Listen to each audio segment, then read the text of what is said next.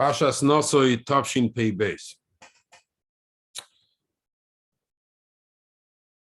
I want to speak about a subject which usually is avoided. We have the Birkas Kaihanim here, so obviously it's much easier to speak about it. I gave a share last year on the Birkas Kaihanim. And there's plenty more to go. I mean, we just touched the surface. But this year I wanted to touch a very difficult subject, is the Parasha of the Soita. I mean, very difficult Parasha in terms of psukim, in terms of digduk, in terms of logic, in terms of order. It's basically against the accepted logic of the Torah. The Torah is usually deracheha darkei noyam. You know, everything goes pretty slow. We don't jump to conclusion. Here, it's going to be exactly the opposite. We're going to do everything the opposite way as we usually do it.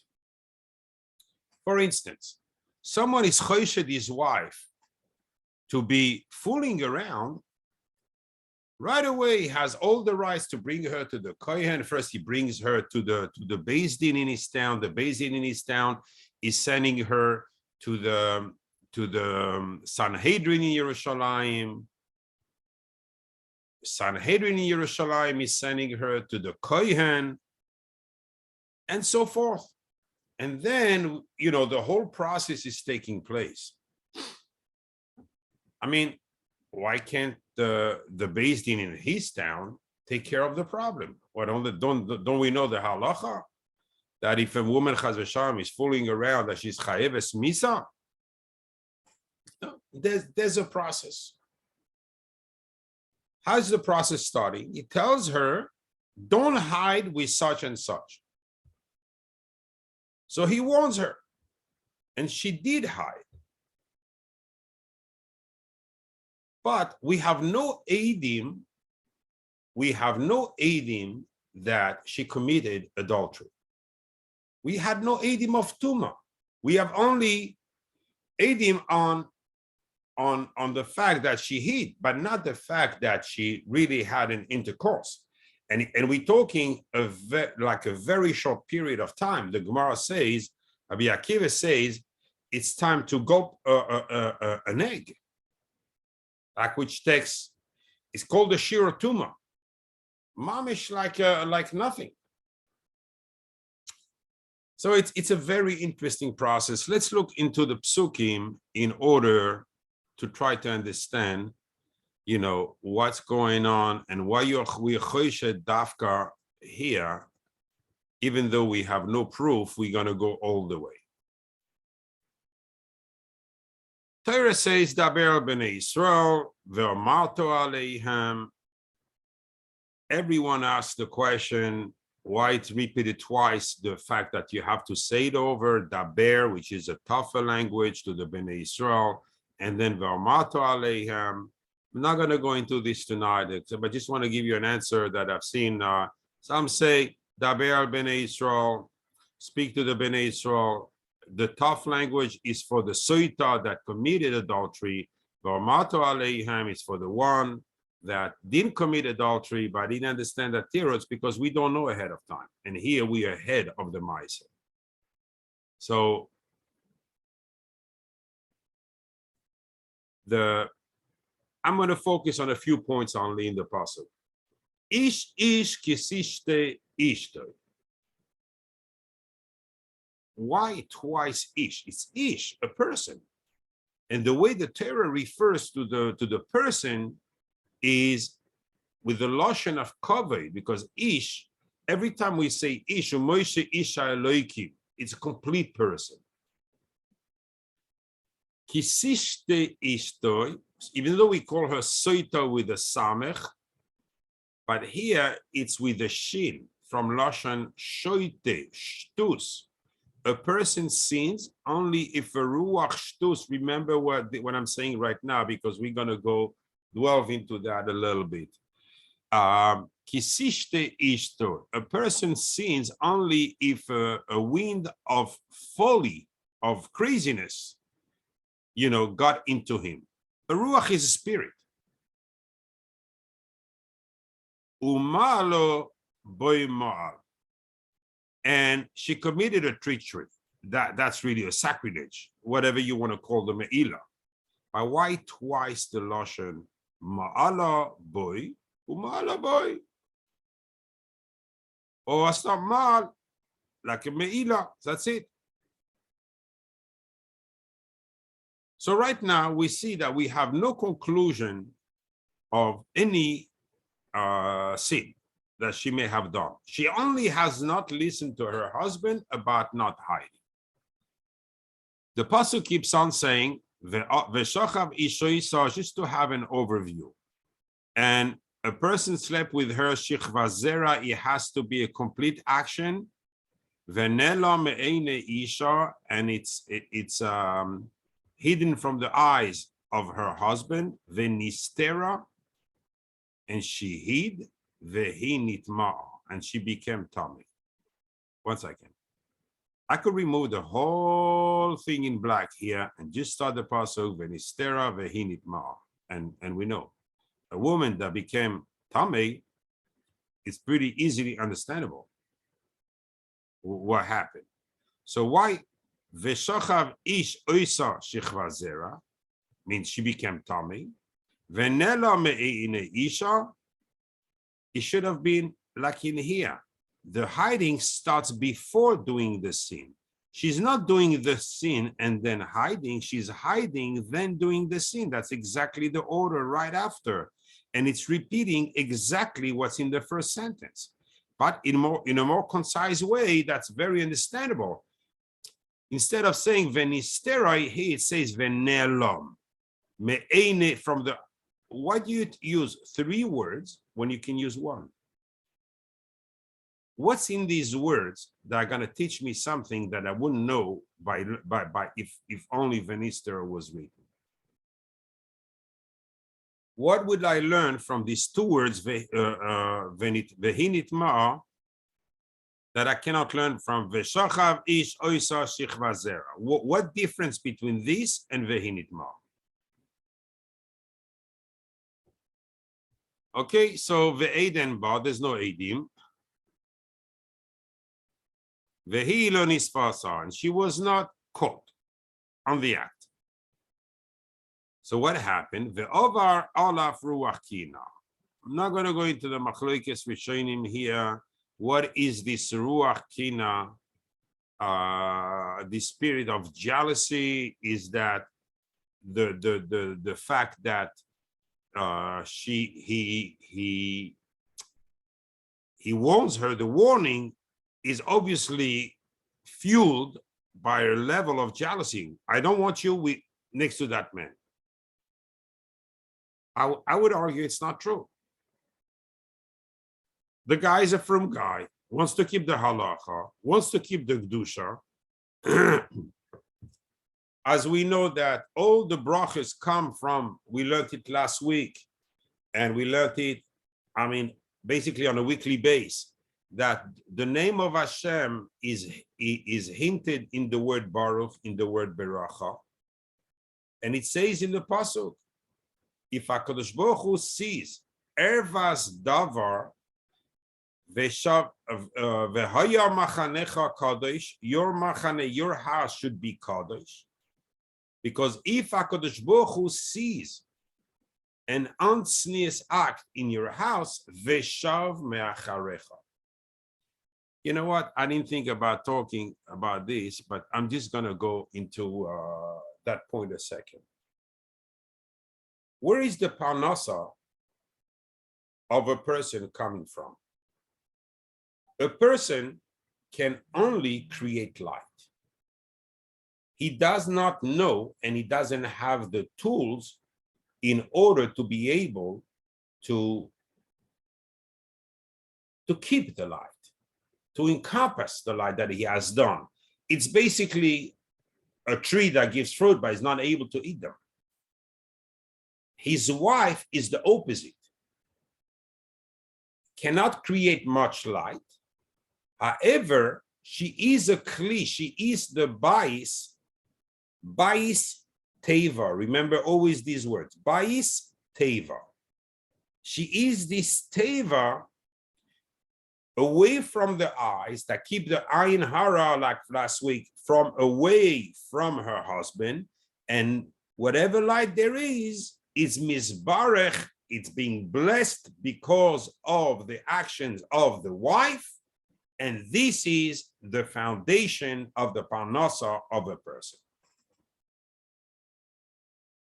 Again, the pasuk says, at the condition the husband is an ish, he's complete, then this would be the process of the parnasa of a person. That's the Gemara in Shabbos. When the Gemara asks why the Bavlaim they're rich, he says because they're mechabed their wives. What do you mean they're mechabed their wives? It means they are conscious that all they have really, yes, they do the work, but the work creates light. The work doesn't create wealth. The materialistic money that is being made is because of the wife. And Hashem is in the house because of the wife, not because of the man. And also, HaKadosh Baruch Hu would leave Chas v'Shalom a house because of the behavior of a wife. So basically, the husband may look a little bit higher than the wife, but he's hanging on a thread. The one who's anchored on the ground is the wife. And she controls his fate. She's the one interacting more with Shamayim than we are. We are in between. We are basically a pass-through for the light, and a lot of light pass through us. But we cannot keep that light. That's why HaKadosh Baruch Hu, when he created the light maker and the kli together, and he called them one name, Adam. Adam includes both wife, man, and woman. Today, together, they are complete, they create an Adam. So now that we understand that, I'm going to go back to my pasuk, and we're going to understand a few more things with this.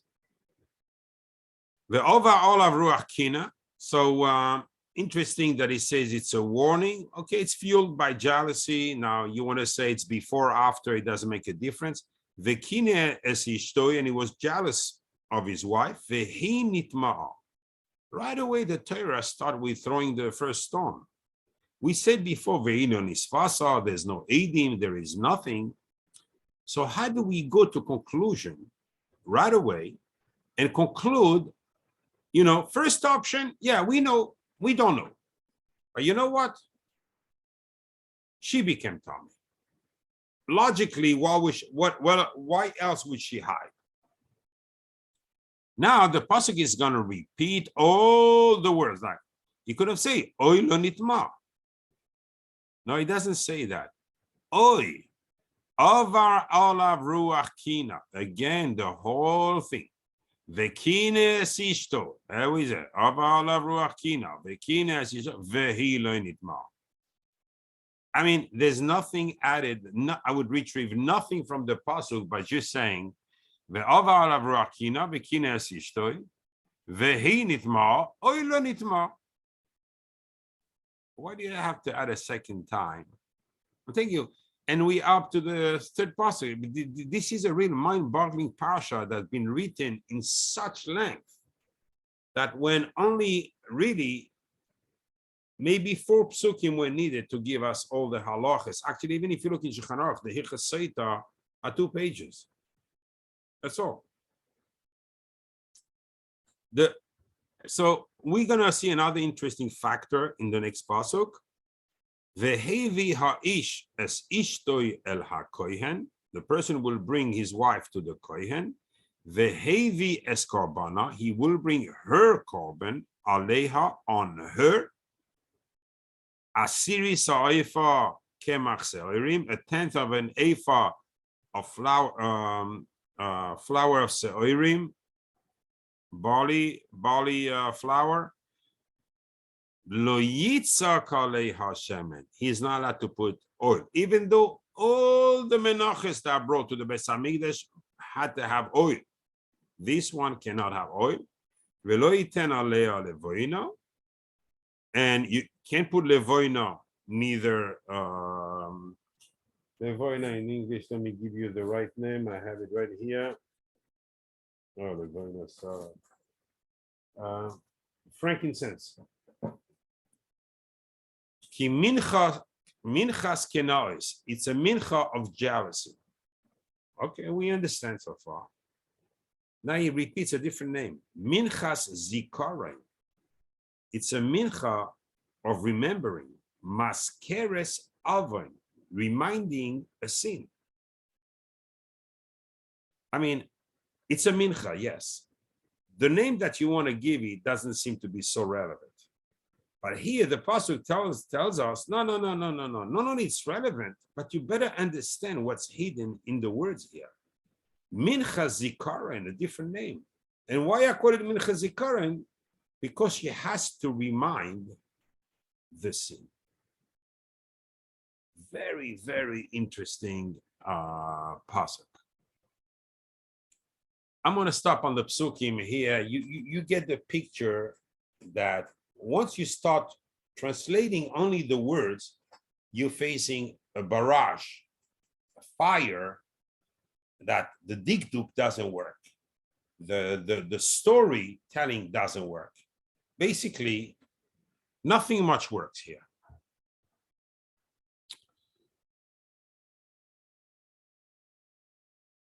The Gemara in Brachos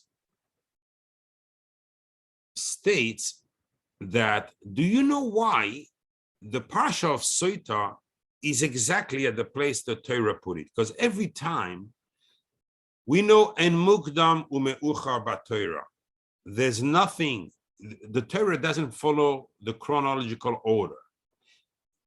If the Torah sacrificed the chronological order, automatically means it put things into places intentionally. So that's why on every parsha you have mefarshim, like Moshe David Valley, the Rabbah of the Ramchal, always starting a parsha. Why is it located right here? I know it's not its right place. So if the Torah put it there, so it means for a reason. So why is it located there? But this time the Gemara Brachos, asked the question. The Gemara says something mind-boggling.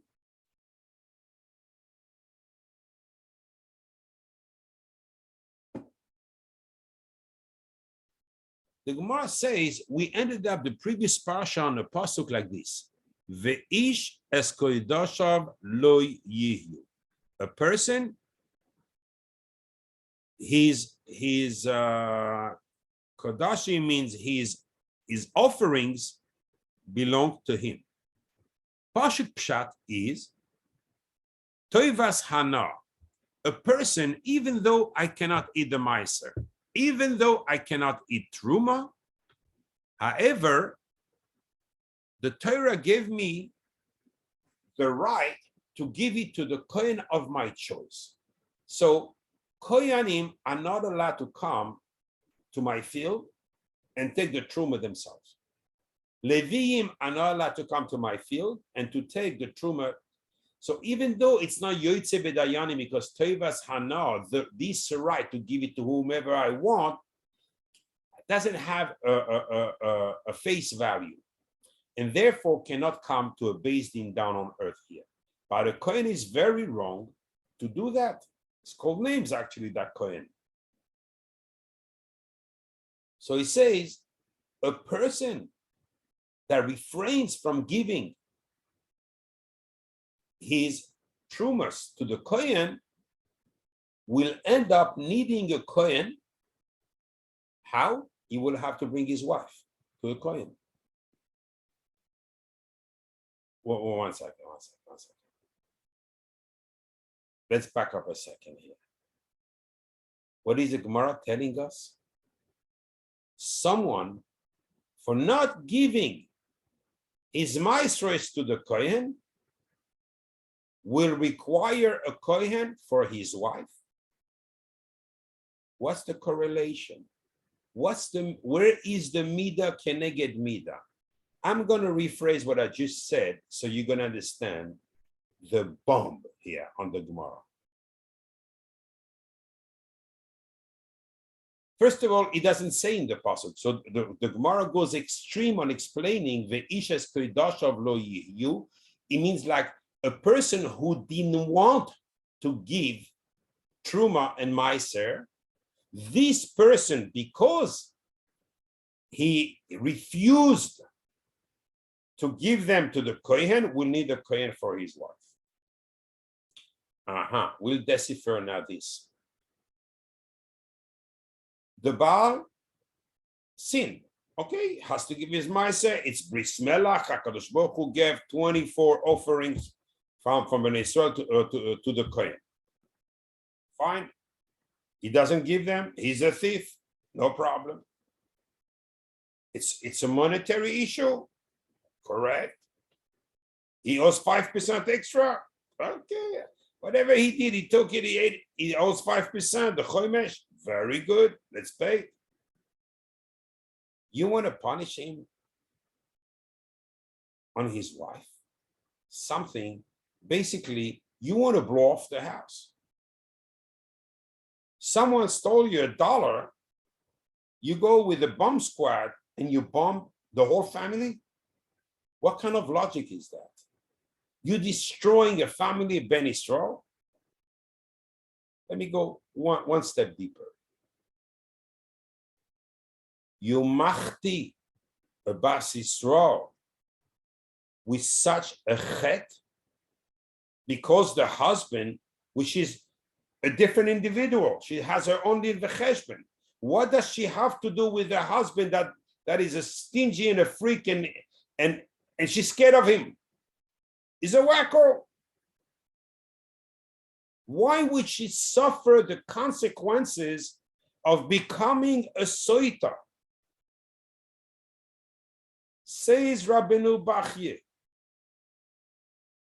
There's a tremendous side in this parsha.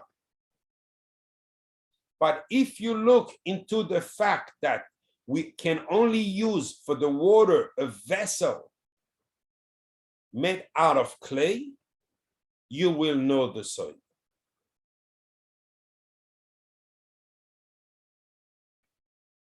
Really? Okay, I'm looking at this Kli Cheres non-stop. I've been looking at it, couldn't understand the side.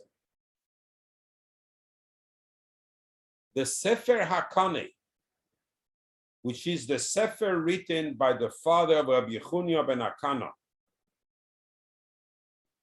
meaning we're talking about early Tanoim,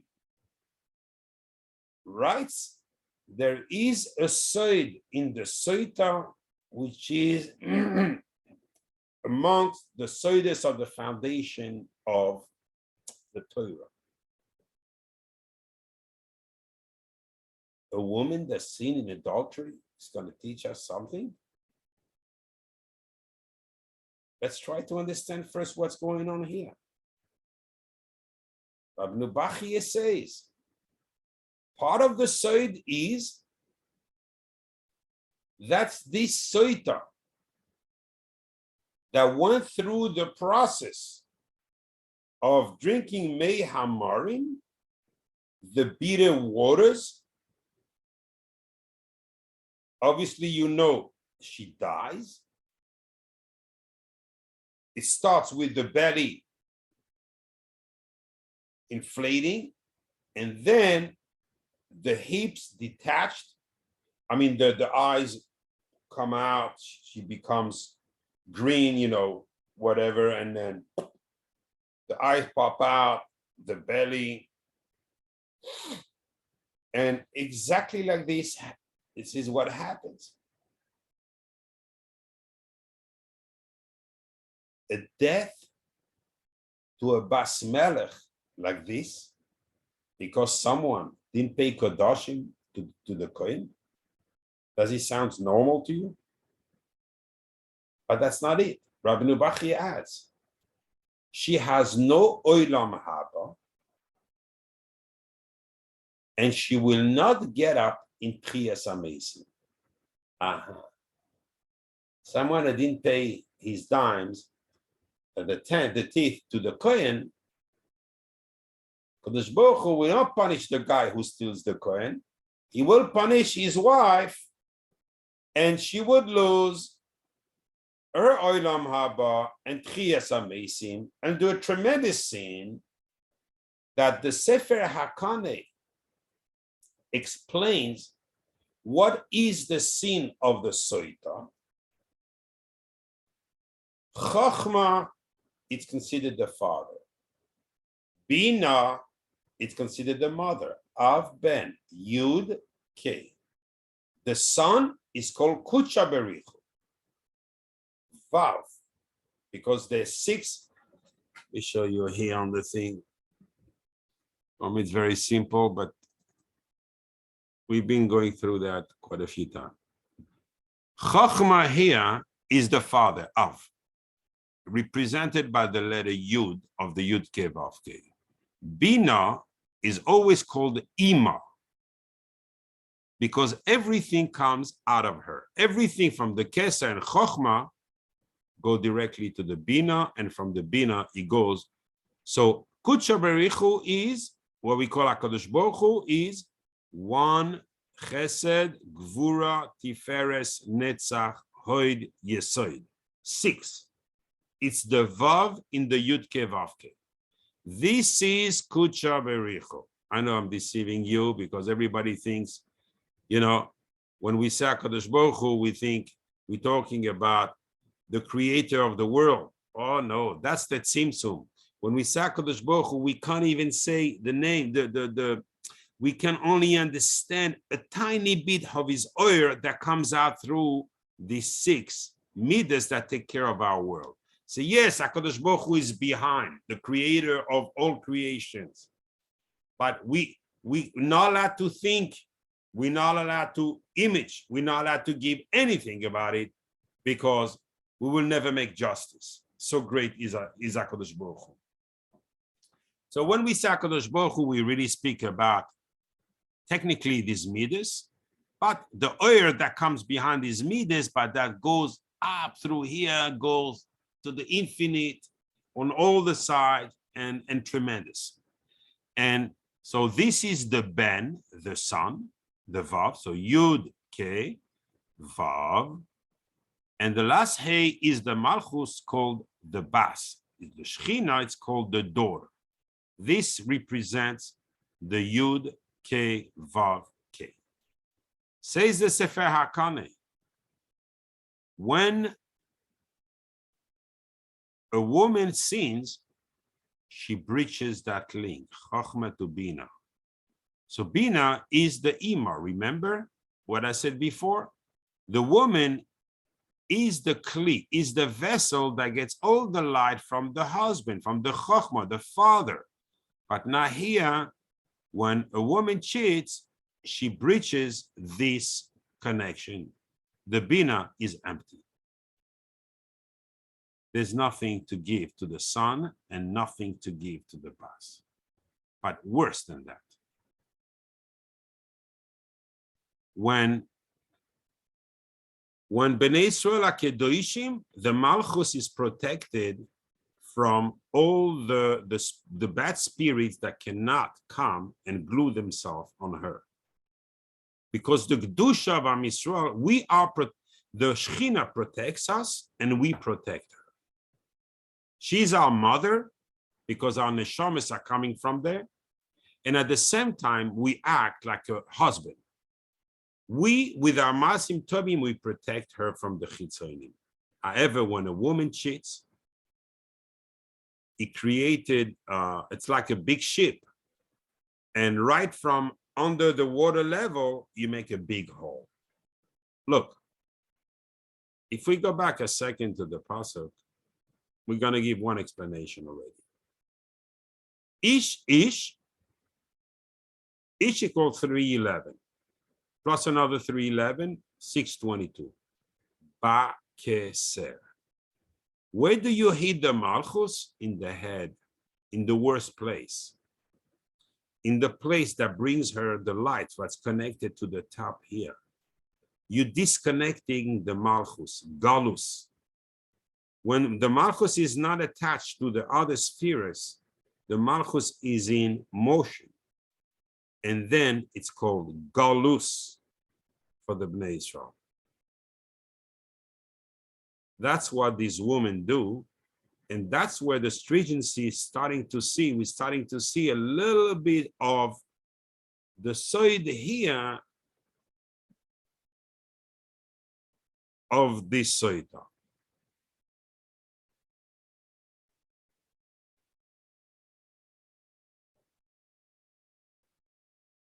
So I'm staying a bit with Rabbeinu Bachaye because, and the Sefer HaKane, because they point here to a soid, and obviously in their words, we need to find some kind of hint in order to take a direction.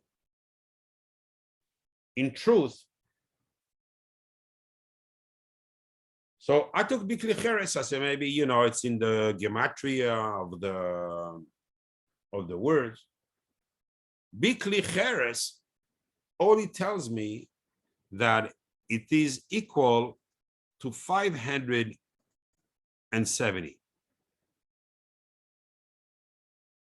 Here it is. Bikli Cheres, 570. The only thing that I could find very close to is like Gadol Avoini Minesoi, that Cain said to HaKadosh Baruch Hu after he killed Hevel, and HaKadosh Baruch Hu cornered him with his sin, and he said, my sin is too heavy to carry. Okay, I understand the sin is big, the cheres is big,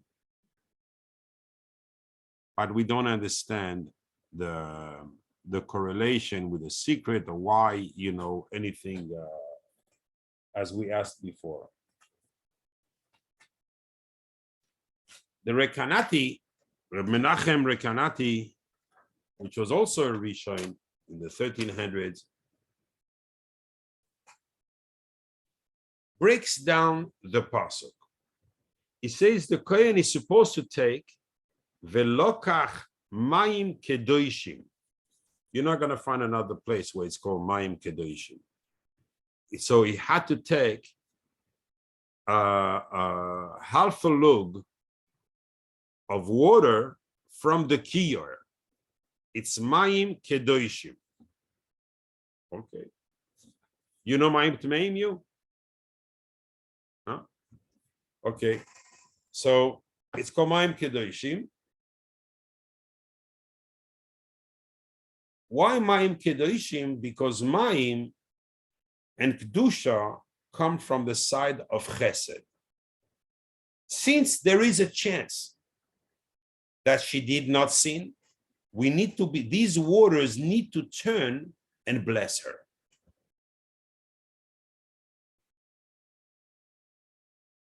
On the other hand, and I'm going to describe, I'm jumping from one to another because they're very complementary, the Sefer HaKane and Rabbeinu Bachaye, again, I repeat. Says the Sefer HaKane, there was a place in the Mishkan where there was a tile of shaish, of marble that was not attached to the ground and had the handle. So the Kohen was going to that place, putting out through the handle, with the handle, so the tile would come up, expose the ground. You realize it doesn't say Adama. It doesn't say the earth, the dirt. It says Afar. It doesn't say Choil, even though they're in the desert. It says Afar.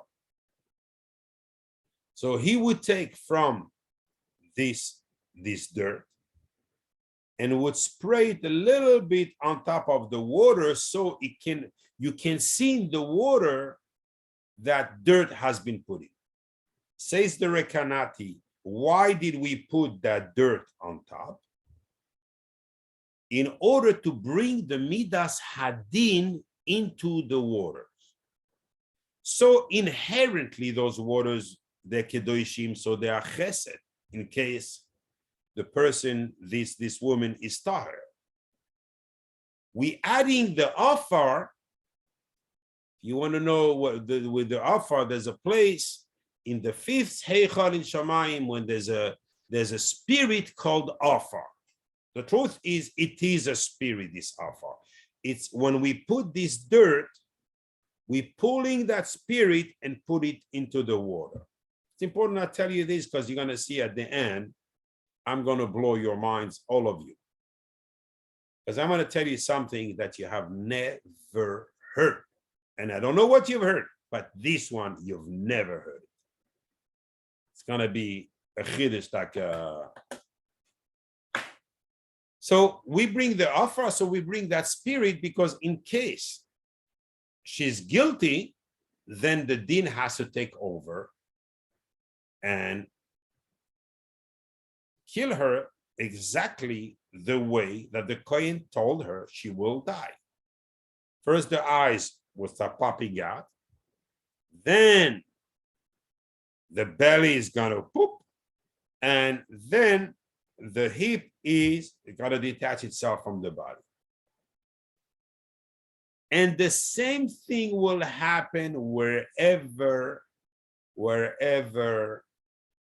the noyef, the man, the guilty man is. Exactly the same death at the same moment and exactly the same way.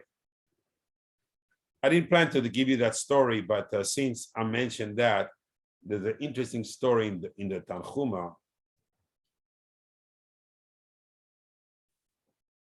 There were twin sisters. And one time, one sister goes to her other sister. She begged her, says, I need you to go to the Beis Hamikdash and to drink the Mei Hamarim because my husband wants to take me. So take my clothes, go to my house, pretend to be me, and nothing will happen to you since you haven't sinned. In other words, you understood what the sister has done. And there he goes, we do the Mei Hamarim. The woman, she goes through the bizoyin, but what do we do for a sister? She drunk, nothing happened. Everybody's happy. She's tahor. She was so happy, her sister, that she grabbed her, she kissed her. Then she smelled the Mei Hamarim. And the Mei Hamarim, at this point, the sister, she had the death of a soita. Her eyes popped out, her belly exploded, and her hips detached. True story from the Midrash Tanchuma, the Tanaim say, just to show the power. So the Midas Hadin is carried out really by this spirit called Afar.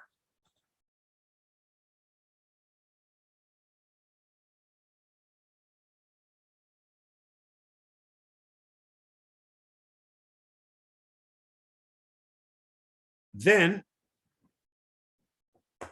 it was taking the mincha while after she drank and put it on her hand, and he had to put his hand under her hand, touching her. He couldn't have a chatzitza. Shonim asked, it's too busy, no chance. And he would go, Moilichu Meivi, the sign of the cross, which is the sign of Yichud. Just to tell you these lowlifes where they got it from. Moilich umevi, male umoirid. It's the son of the Yichud Kucha Berichu and Shchinte. But there was no oil on it.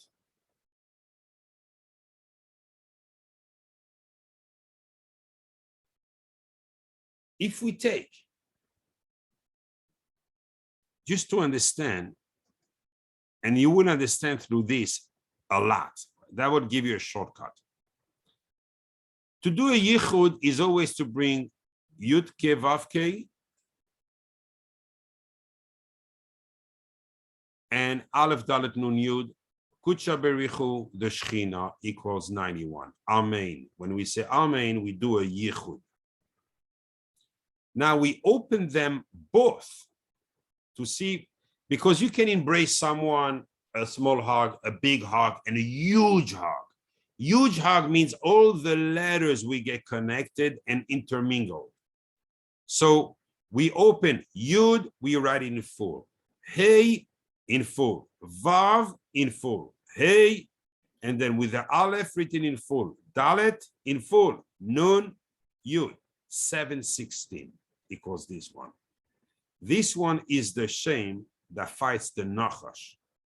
716 equals Nachash, Nachash. Twice Nachash. Male and female. But once you add 716 plus 91 equals 807. Did I write it? No. 807, which is equal to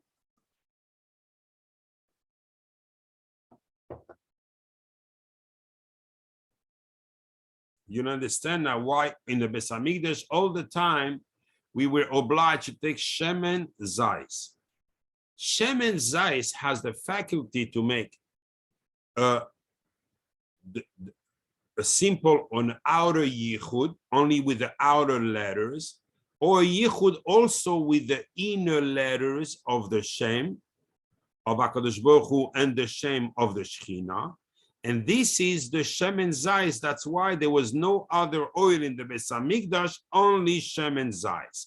Since the Yud-Ke Vav-Ke is the bracha, if I have it here, I'll show you. Take this off.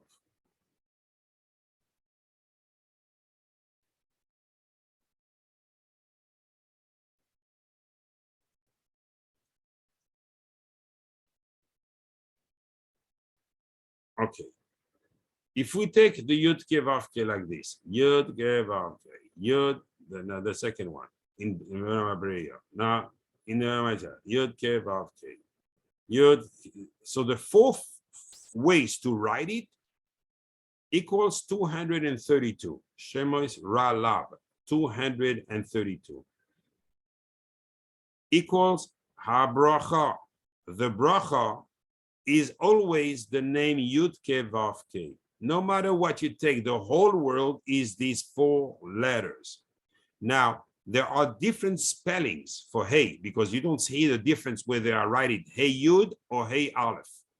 You have no difference when you say Vav, Vav Yud Vav, or Vav Aleph Vav, or Vav Vav. So these are the different spellings of there are 13 altogether spellings of the Yud-Ke Vav-Ke, which are Yichudim in the Shemona Esrei. So, but these are the four mains which are equal to Ha-Beracha. Vezois Ha-Beracha. Ha-Beracha. You're telling me Vezois Shechina with all the name of HaKadosh Baruch Hu. Ha-Beracha. Because the Torah never uses the name inadvertently. So now that we saw, everything that has the name of Hashem will be removed from the Soita. Everything.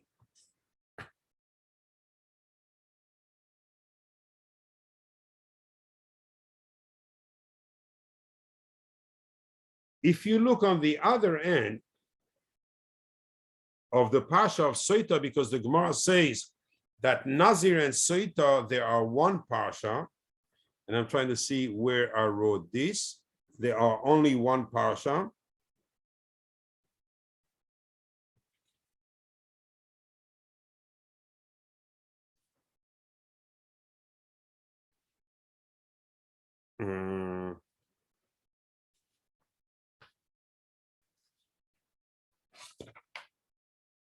No, it's before that. It's here.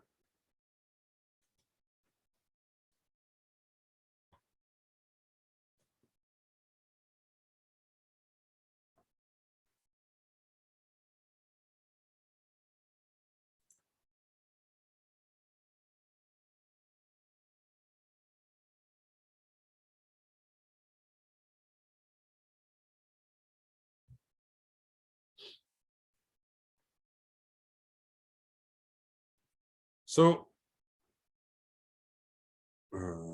share screen, here it is.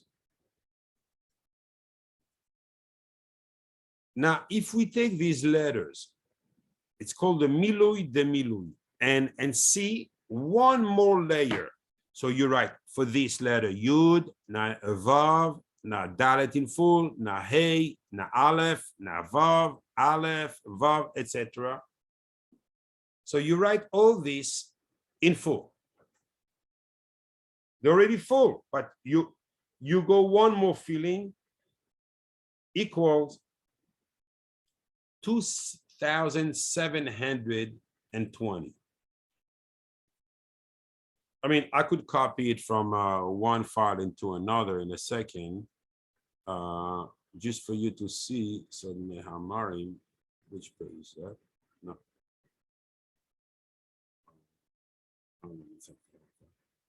There's a lot I don't tell you here, but I think it should be enough. Page 5. Here it is.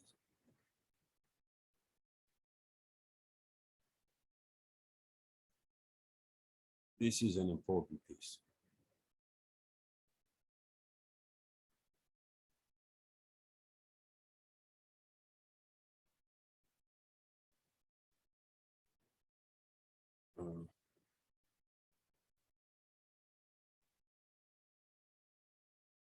Sorry, I have to share again here to show you this. All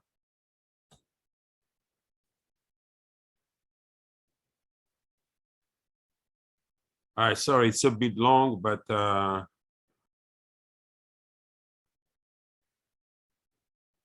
gonna try to cut in it.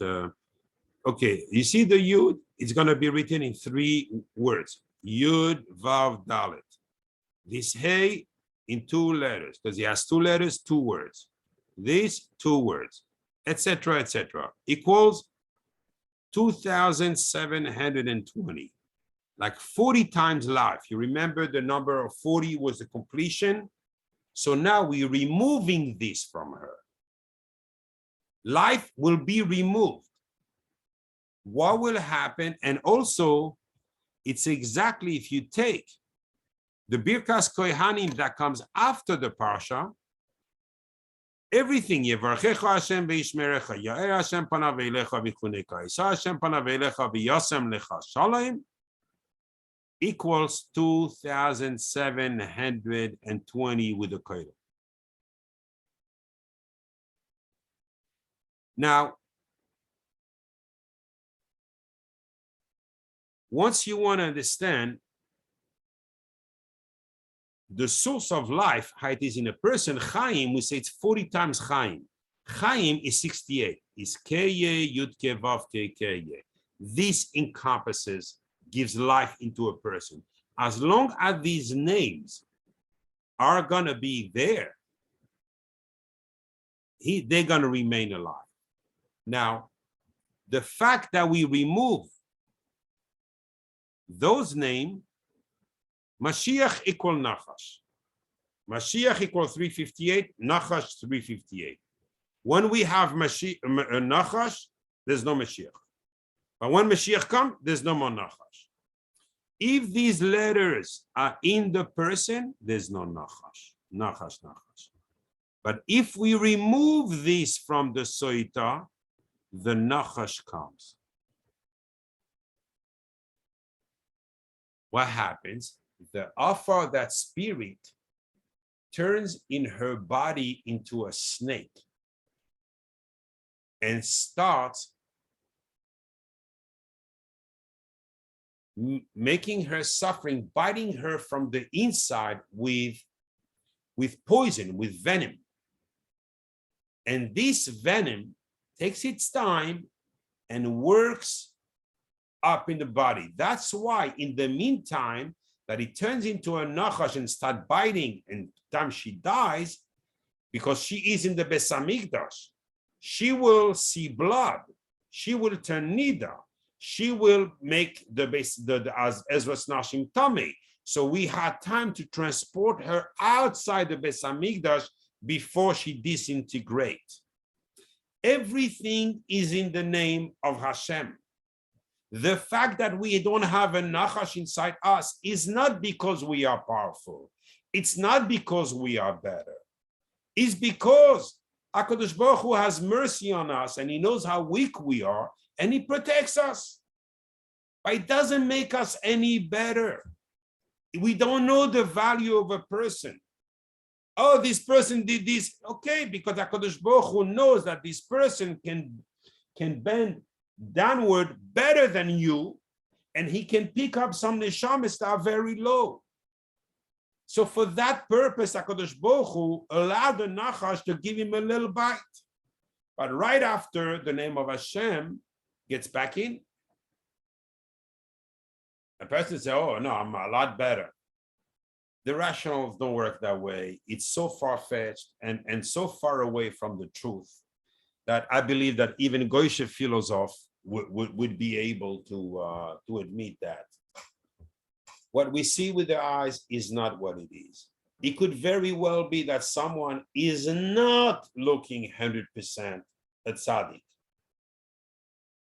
Is not, but constantly is making tshuva. He sins, he falls, but he makes tshuva to HaKadosh Baruch Hu. That person is a tremendous tzaddik, is very dear to HaKadosh Baruch Hu, because he has to dirty his hands in the mud constantly. Constantly. Yes, the Satan make him fall, but there's a trade. Every time the Satan make a person fall and he raised, the person has to return an neshama that he has taken. And that's the Avodah.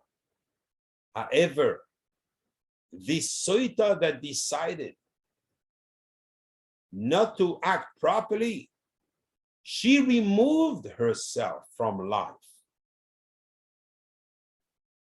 If she makes tshuva and she admits before we erase the name of Hashem in the water, she doesn't have to drink.